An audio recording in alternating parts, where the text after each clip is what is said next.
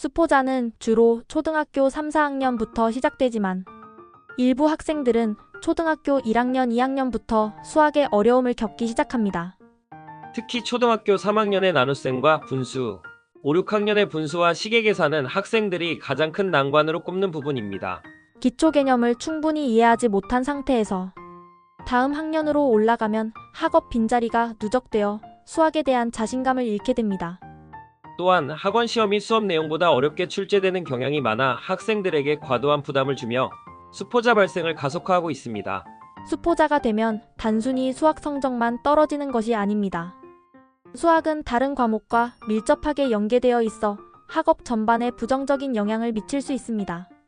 더 심각한 점은 초등학교 3학년부터 고등학교 3학년까지 약 1513시간인 수업 시간 동안 아무것도 하지 못하고 좌절감을 느끼며 가만히 있어야 한다는 것이 가장 심각한 일입니다. 내 아이가 우울증이면 당장 치료하는데 수학 시간에 의자에서 이해 못하는 수업을 들으며 아무것도 못하고 잠도 못 자며 가만히 있어야 하는데 왜 수포자 치료를 하지 않나요? 이를 비유하자면 시급 2만 원짜리 아르바이트를 하면서 아무것도 하지 않고 5시간 동안 의자에 앉아 가만히 있어야 한다고 상상해 보십시오. 핸드폰도 사용할 수 없고 책도 읽을 수 없고 잠도 잘 수 없는 상황이라면 고문도 이런 고문이 없을 것입니다. 이런 경우 대부분의 사람은 차라리 힘들더라도 무언가 행동할 수 있는 일을 선택할 것입니다. 이렇듯이 수포자는 이와 같은 상황을 매일 학교에서 경험하며 교과서를 읽어도 전혀 이해할 수 없고 선생님 말씀은 외계어로 들리며 문제를 전혀 풀 수 없는 악순환을 겪게 됩니다. 이러한 문제를 해결하기 위해서는 단순히 문제풀이에 집중하는 것이 아니라 개념 이해를 중심으로 한 학습이 필수적입니다.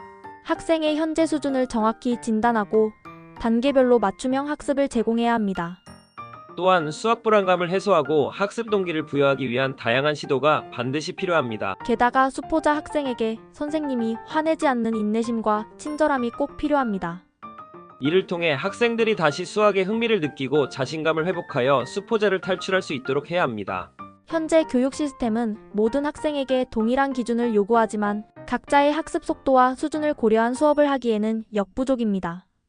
특히 학교는 학생 수가 많아서 학생 개개인의 맞춤 교육을 하기 어려우며 특히 수포자를 자처하는 학생에게는 교육이 정말 어려운 것이 현실입니다.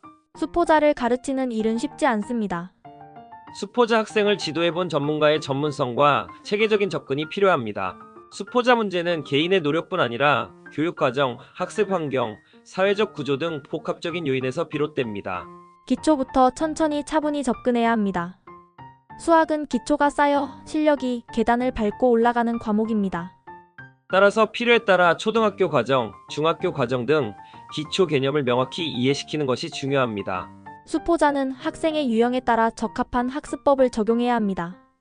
예를 들어 무기력한 학생에게는 문제풀이의 재미와 단계별 학습을 통해 성취감을 느끼게 하는 것이 효과적입니다. 수학에 흥미를 유발하고 문제풀이 중심이 아닌 수학의 본질적인 재미와 수학 공부를 통해 똑똑해지는 과정임을 명확히 인지시켜야 합니다. 지나치게 어려운 내용과 입시 위주의 교육은 수포자를 양산합니다. 수포자 학생은 장기적으로 참을성 있게 지도해야 합니다.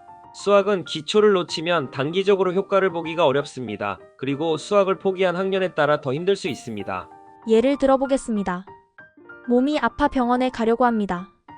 가벼운 병은 가까운 병원에서 가볍게 치료하고 심각한 병은 큰 병원에서 집중 치료를 하듯이 수포자는 일반적인 지도 방법으로 가르칠 수 없습니다. 반드시 전문가의 도움을 받아야 수포자를 탈출할 수 있습니다. 수포자 탈출은 초등저학년은 가능하지만 초등고학년은 불가능하고 중학생은 또 가능하지만 고등 2학년 이상은 거의 불가능합니다. 초등저학년은 집중력과 연산 연습을 통해 흥미를 갖게 하고 인내심을 키우게 한다면 수포자 탈출이 가능합니다. 반면 초등고학년은 수포자 탈출이 힘이 듭니다. 예를 들어 초등 6학년이 수학 점수가 50점이라고 한다면 수학의 빈자리로 인해 수포자가 되었을 텐데 초등 1학년부터 초등 5학년까지 5년 동안 빠진 빈자리는 초등 5학년 전 과정을 복습한다고 해도 빈자리 찾기가 어렵습니다. 그래서 초등 고학년은 수포자 탈출이 어렵다고 한 것입니다. 그러나 중학교 1학년이 되면 중1 1학기 수학과정에 초등 전과정 덧셈 뺄셈 곱셈 나눗셈은 물론 분수 통분, 최대 공약수, 시계 계산 등 초등 전과정이 나오게 되면서 빈자리 채우기가 가능해집니다.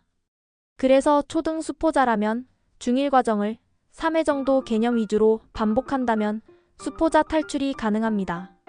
마지막으로 고등 2학년 이상이 불가능하다고 한 이유는 수포자 고등학생은 반드시 중1부터 중3까지 수학 과정을 익혀야 하고 그 뒤 고1 과정을 습득해야 하는데 시간 부족과 조바심으로 수포자 탈출이 어렵게 됩니다. 본인이나 내 아이가 수포자라면 반드시 수학 치료를 통해 수포자를 탈출시켜야 합니다.